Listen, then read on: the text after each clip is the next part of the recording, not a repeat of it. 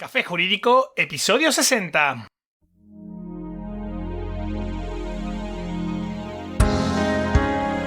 Buenas tardes, bienvenido, bienvenida un día más. Gracias por estar ahí. Mi nombre es Juanma Delgado y esto es Café Jurídico, un espacio de divulgación jurídica donde, en el tiempo que dura un café, abordaremos novedades legislativas, interpretaciones de doctrina y jurisprudencia sobre distintas temáticas, aprenderemos a manejar herramientas para la eficacia y la productividad profesional y, en definitiva, nos acercaremos de una forma amena y distendida al sector jurídico. ¡Comenzamos!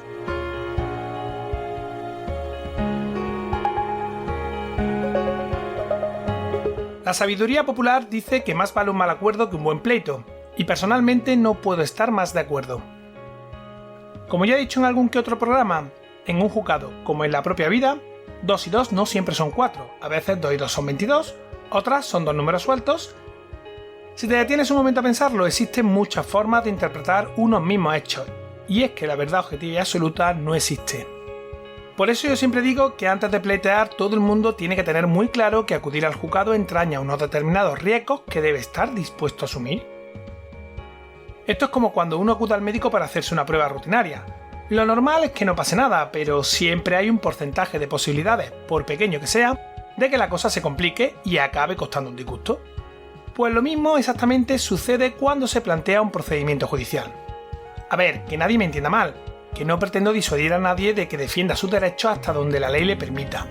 Pero sí que es verdad que a veces la gente se obstina necesariamente con pequeñas cuestiones y se olvida de que los juzgados no siempre son el mejor sitio para resolver según qué problema. Y sobre todo, se olvida de que pleitear presenta unos costes económicos y emocionales y, por supuesto, entraña unos riesgos. Yo, para evitar problemas, siempre informo de todo esto de manera detenida antes del ejercicio de cualquier acción. De hecho, en mi propia hoja de encargo dejo meridianamente claro al cliente este extremo en las primeras cláusulas de la misma, de manera que quede expresamente informado de las advertencias y consideraciones respecto del encargo realizado. Entre otras cuestiones, le prevengo de manera directa y por escrito de que el ejercicio de la acción contratada puede resultar infructuoso y que incluso podría ser condenado en costa.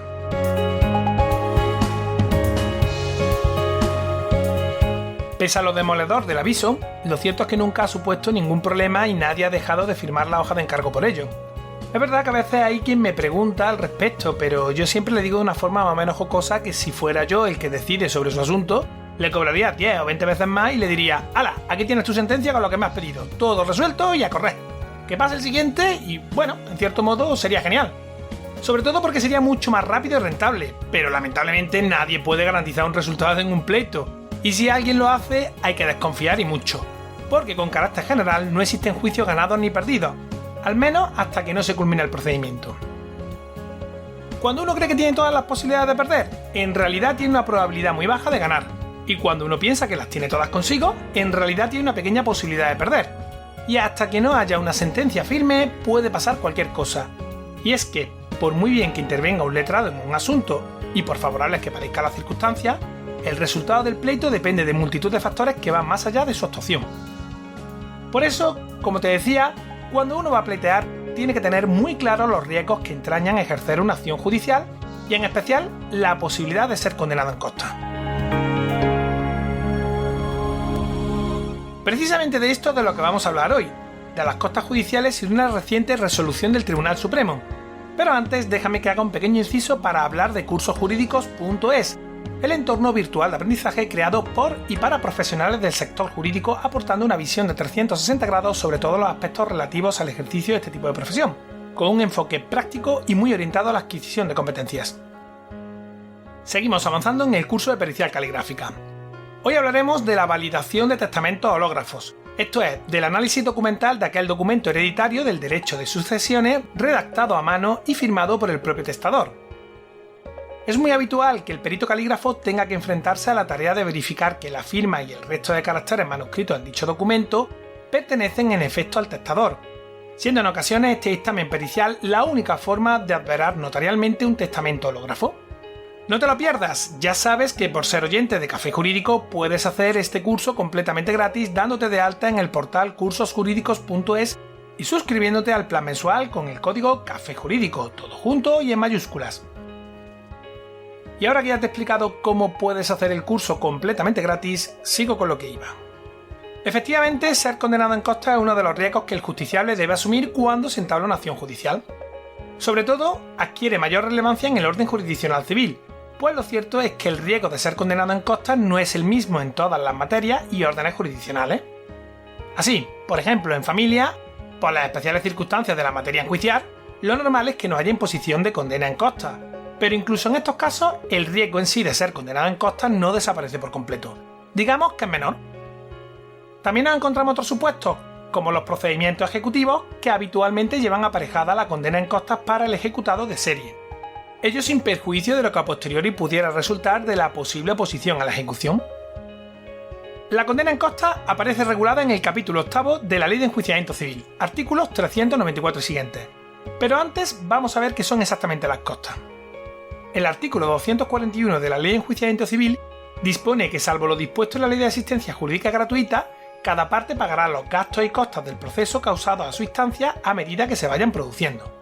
De igual forma, dicho artículo establece que se considerarán gastos del proceso aquellos desembolsos que tengan su origen directo e inmediato en la existencia del proceso, y costas la parte de aquellos que se refieren al pago de los siguientes conceptos: honorarios de la defensa y de la representación técnica cuando sean preceptivas, esto es, los del abogado y el procurador. La inserción de anuncios o edictos que de forma obligada deban publicarse en el curso del proceso. Los depósitos necesarios para la presentación de recursos. Los derechos de peritos y demás abonos que tengan que realizarse a personas que hayan intervenido en el proceso. Las copias, certificaciones, notas, testimonios y documentos análogos que hayan de solicitarse conforme a la ley, salvo los que se reclamen por el tribunal a registro de protocolos públicos, que serán gratuitos. También se consideran costas los derechos arancelarios que deban abonarse como consecuencia de actuaciones necesarias para el desarrollo del proceso, así como la tasa por ejercicio de la potestad jurisdiccional cuando sea preceptiva. Aquí hay que matizar que no se incluirá en las costas del proceso el importe de la tasa abonada en los procesos de ejecución de las hipotecas constituidas para la adquisición de vivienda habitual, ni tampoco en los demás procesos de ejecución derivados de dichos préstamos o créditos hipotecarios cuando se dirijan contra el propio ejecutado o contra los avalistas. Bien, hasta aquí tenemos que sacar en claro dos cosas. Por un lado, que salvo que se obtenga el beneficio de asistencia jurídica gratuita, cada parte deberá correr con el pago del honorario de su abogado, procurador, perito y demás cuestiones indicadas conforme se vayan produciendo.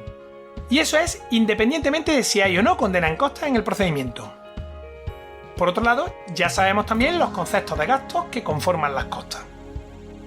Aclarado esto, hay que decir que puede pasar que la sentencia que pone fin al pleito condene a una de las partes al pago de las costas procesales.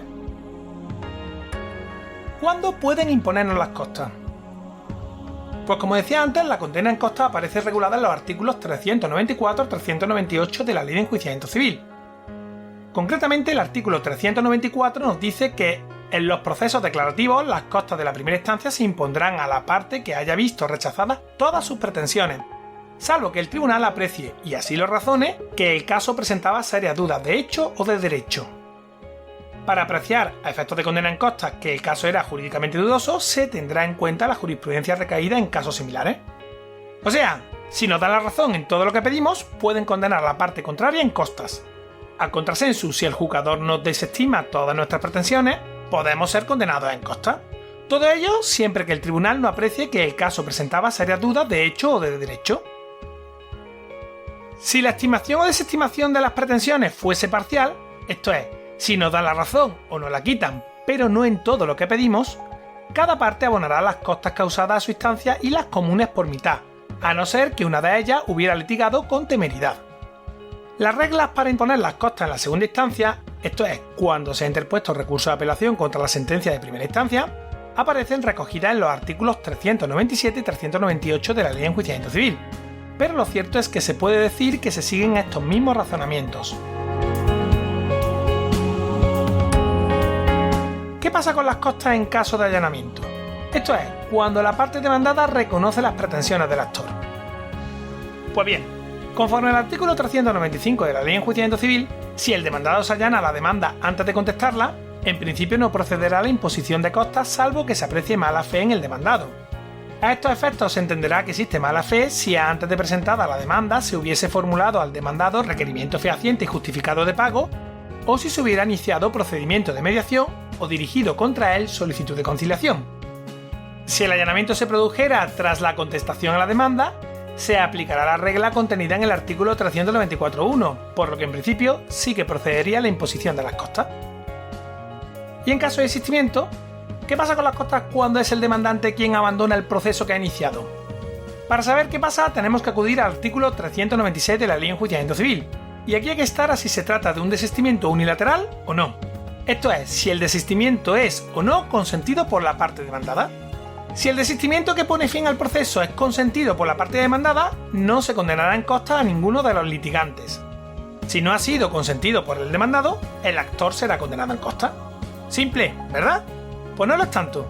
Si te fijas, en el artículo 22 de la Ley de Enjuiciamiento Civil se establece que el demandante podrá desistir unilateralmente del juicio antes de que el demandado sea emplazado para contestar a la demanda y en cualquier momento cuando el demandado se encontrare en rebeldía. ¿Qué pasa entonces en estos casos? Es obvio que en estos supuestos la contraparte no ha generado costas y lo procedente sería que así lo declarara el precepto. Sin embargo, el artículo 396 dice todo lo contrario e impone las costas al actor cuando el desistimiento es unilateral, sin hacer distinción alguna, y por tanto, incluso aun cuando la misma se produzca antes de la citación o emplazamiento del demandado. No obstante, como no se han generado gastos a la parte, aunque hubiera un pronunciamiento en costas, lo cierto es que este sería meramente teórico, pues nadie tendrá costas que reclamar. Vale, ¿a cuánto pueden llegar las costas? ¿La parte contraria puede pedir la cantidad que quiera o existe un límite? Pues conforme al apartado tercero del artículo 394 de la Ley de Enjuiciamiento Civil, cuando se imponen las costas a una de las partes, ésta solo tendrá obligación de pagar una cantidad total que no exceda de la tercera parte de la cuantía del proceso, por cada uno de los litigantes que hubieran obtenido tal pronunciamiento. A estos efectos, las pretensiones inestimables se valorarán en 18.000 euros, salvo que, en razón de la complejidad del asunto, el tribunal disponga otra cosa. Esta limitación del tercio no se aplicará cuando el tribunal declare la temeridad del litigante condenado en costas. Aquí conviene matizar también que una reciente resolución de la Sala Primera de lo Civil del Tribunal Supremo, que por cierto encontrará las notas del programa para poder profundizar en el tema, rechaza que en caso de condena en costas se aplique el límite de un tercio de la cuantía del proceso si ello conduce a fijar unos honorarios ridículos atendiendo a la complejidad del asunto y al trabajo efectuado por el profesional. Según el alto tribunal, para la fijación de los honorarios del letrado no ha de atenderse únicamente a la cuantía litigiosa o interés económico del asunto, afirmando que la regla de un tercio no opera en aquellos supuestos en los que la cuantía es mínima. Se trata de evitar, como concluye la resolución, que se declaren minutas ridículas y absolutamente desproporcionadas. Así que, ya sabes. ¿Qué sucede cuando el condenado en costas es beneficiario de la asistencia jurídica gratuita? Pues bien, aquí lo que sucede es que el litigante beneficiario de asistencia jurídica gratuita solamente estará obligado a pagar las costas de la parte contraria en los casos expresamente señalados en la Ley 1/96 de asistencia jurídica gratuita. Te recomiendo que eches un ojo al artículo 36 del citado texto, pero básicamente te digo que solo quedará obligado a pagarlas si dentro de los 3 años siguientes a la terminación del proceso viniera mejor fortuna.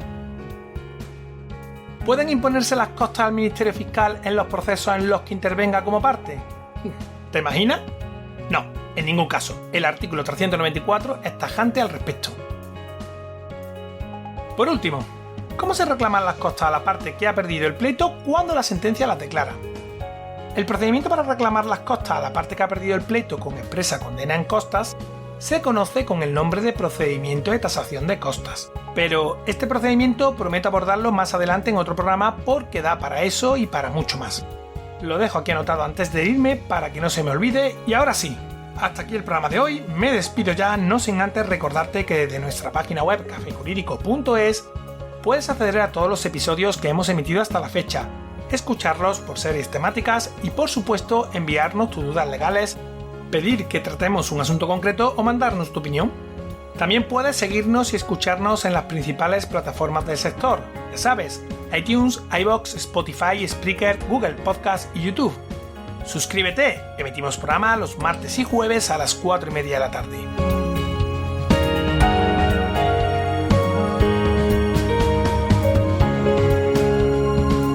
Como siempre, muchas gracias por tu tiempo. Nos vemos el próximo martes, donde, un día más, acompañados de un café, nos acercaremos de una forma amena y distendida a las novedades y cuestiones del sector jurídico. Entre tanto, cuídate mucho y adiós.